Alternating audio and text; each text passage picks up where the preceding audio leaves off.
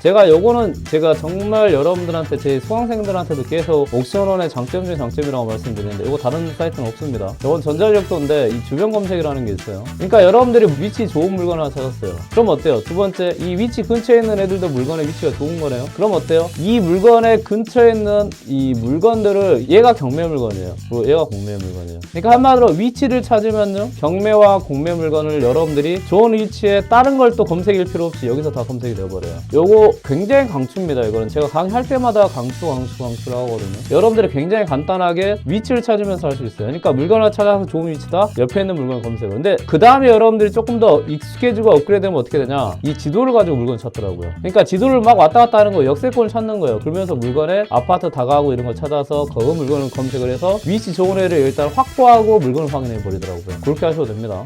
이제 이게 많이 빠지는 이 함정 중에 하나예요. 이게 검색 습관이라는 겁니다. 아까 이 경매라는 제도는 권리 분석을 깊이 있게 공부하는 걸 통해서 돈을 번다라고 생각하시는 분들이 많은데, 경매 이 권리 분석을 깊게 하는 이유도 뭐예요? 남들이 못하는 권리 분석까지 해서 남들이 입찰을 못 들어오기 때문에 많이 유찰되는 거이잖아요. 그러면 여러분들은 이런 딥하게 권리 분석을 하지 말고 남들이 빠져드는 이 습관을 조금만 이해하면 투자 포인트가 된다는 거죠. 이게 여러분들이 가장 많이 쓰는 이제 이 옥션원 사이트이고, 여기서 여러분들이 가장 많이 해놓는 게 요걸 거예요. 요거 아파트.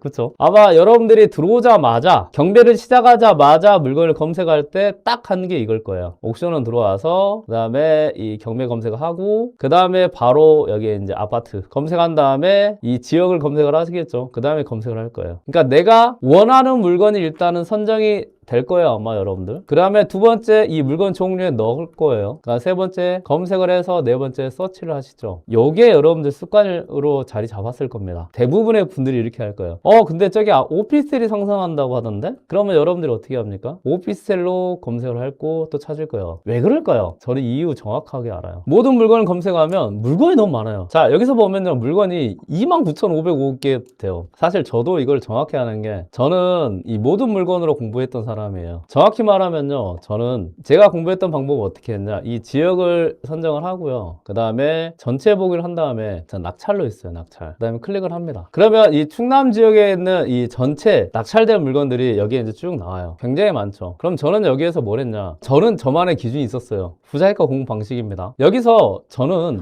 예전에 2014년부터 계속 쭉 이어왔던 공부 방식인데, 저는 80% 이상 낙찰되면 좋은 물건이라고 생각했어요. 왜 그럴까요? 다른 사람들도 낙찰을 그래도 80% 이상대, 가격이 1억인데 8천만 원은 그래도 주고 산 거잖아요, 경매에서. 그리고 이렇게 17% 같이 50% 이하 된 낙찰된 물건들은 무슨 문제가 있을 거라고 생각했어요. 그래서 저는 좋은 물건을 고를 수 있는 안목을 키우기 위해서 80% 이상 물건 2개, 그리고 50% 이하는 위험한 물건과 권리 분석을 공부하기 위해서 2개를 저는 매주 4개를 분석을 했어요. 여기서 보면요, 이 순서대로 했어요. 그냥 빌라도 할 때도 있고, 공장할 때도 있고, 상가할 때도 있고, 상가 주택 할 때도 있어요. 어떤 거는 유치권이 끼고 대항지 끼고 막 그러더라고요. 저는 이렇게 공부를 했어요. 요게 이제 저는 사실 옥션원 그때 굿옥션이었죠. 저 너무 감사해요. 이게 제가 공부했던 방식이고, 이걸 통해서 하다 보니까 모든 물건에 대한 권리 분석과 여러 가지 체계적인 부분이 다 잡혔고, 실질적으로 이렇게 제가 검색해서 확인한 다음에 어떻게 현장까지 갔어요. 인터넷으로 확인한 내용과 현장에서 확인한 내용을 비교를 했어요. 결국은 인터넷에서 확인한 내용이 현장에서 확인한 내용과 거의 싱크로가 거의 한 99%까지 될 정도로 제가 분석을 해버리더라고요. 그러다 보니까 전국에 있는 모든 물건이 제가 분석이 되는 거예요. 그래서 저는 아파트부터 토지까지 모든 투자를 하게 되는 그런 사람이 저도 모르게 됐습니다. 이거는 제 공부 방식이니까요.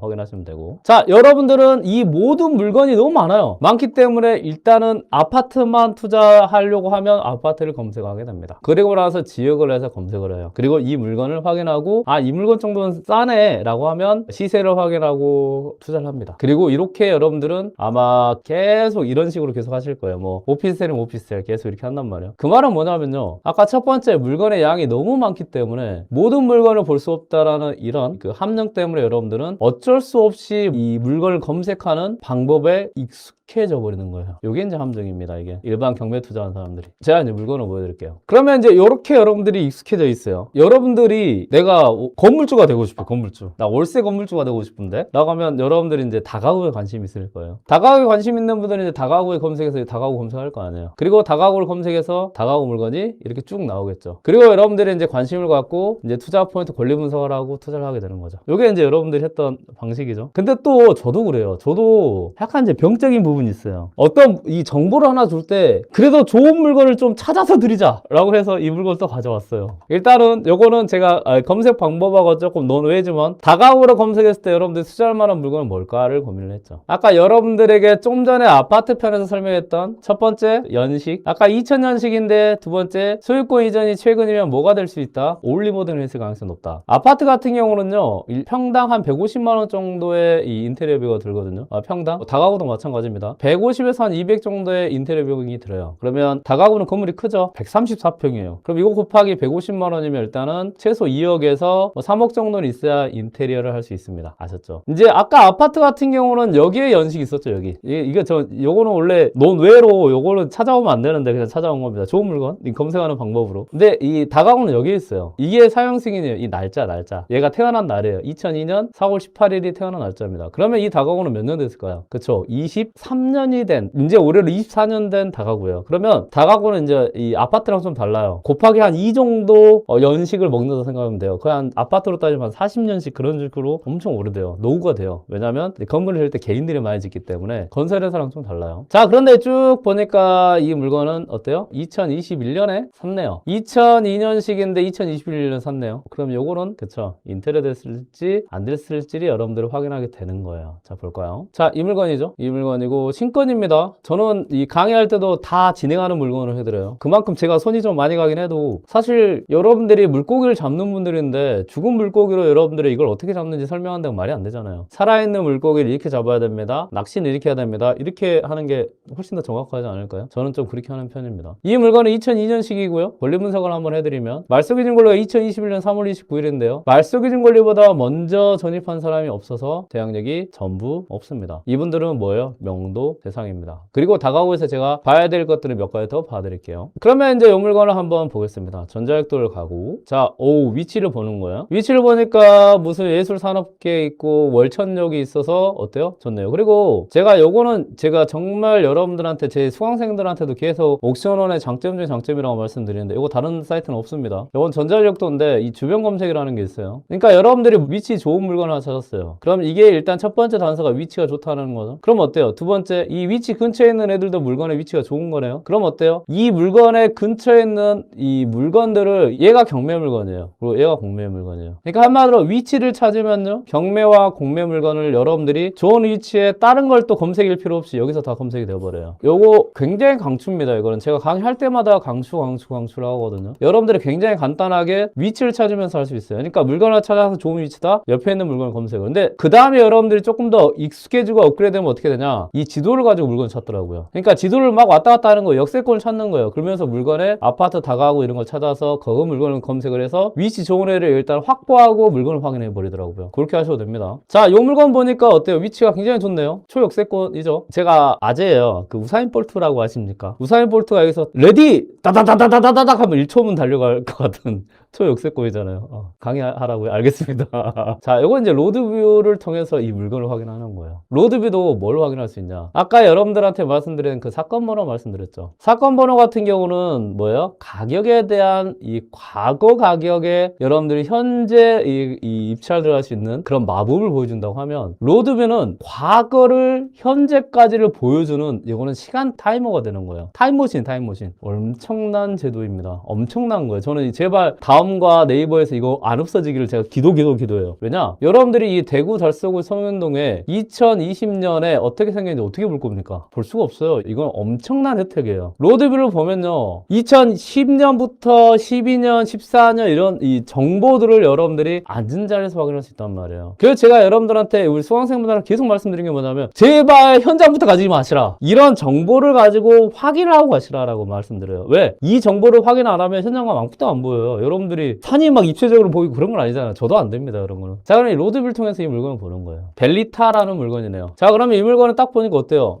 좋아 보이는데요? 그렇죠? 여러분들이 봐야 될 거는 이 로드뷰에서 두 가지입니다. 하나는 연도를 보는 거고, 하나는 물건의 상태를 보는 거예요. 연도는 현재 2025년 9월이니까 한 4개월 전에 로드뷰고, 얘가 2025년 9월에 물건 상태인 거예요. 자, 그러면 얘가 인테리어 됐는지 안 됐는지 어떻게 확인할 수 있죠? 그렇죠? 과거를 보는 거예요. 과거에 너는 어떻게 생겼니? 자, 2018년, 2017년으로 가볼 거예요. 2018년, 2017년 이렇게 됐네요. 어떻게 생겼어요? 다르죠? 그 전으로 한번 가볼까요? 2010년? 2010년은 없었나? 그쵸? 오래됐죠? 2017년에도 이렇게 됐는데 어때요? 다르죠? 그 다음에 2018년? 어때요? 그대로죠? 그 다음에 2020년을 보겠습니다. 어때요? 그대로죠? 이게 20년이에요. 얘가 20년. 이렇게 할까요? 이렇게? 잘 보이죠, 이제? 얘가 20년. 얘가 최근. 보이시나요? 자, 그러면 아까 소유권 언제 이전했죠? 21년. 보이시죠? 21년 11월에 어떻게 했냐? 내 외관을 모두 인테리어 한 물건이에요. 이 물건은. 자, 근데 재밌는 부분은 뭐냐? 2021년에 내 외관이 모두 인테리어 하면요. 이게 가격이 3억 8천만 원으로 나왔잖아요. 이게 건물의 가격이고 6억 3천이 이게 토지의 가격이에요. 근데 아이러니컬하게도 건물에 2021년에 올 리모델링 하는 거 그러면 이게 최소 150만 원 든단 말이에요. 그럼 곱하기 130평이니까 한 2억 이상이 들어가요. 이 2억이 반영이 안 됩니다. 감정평가에. 그러니까 원래 얘는 얼마짜리 물건이어야 되냐? 10억이 아니고요. 정확하게 12억에서 13억짜리 물건인 거예요. 이게 여러분들이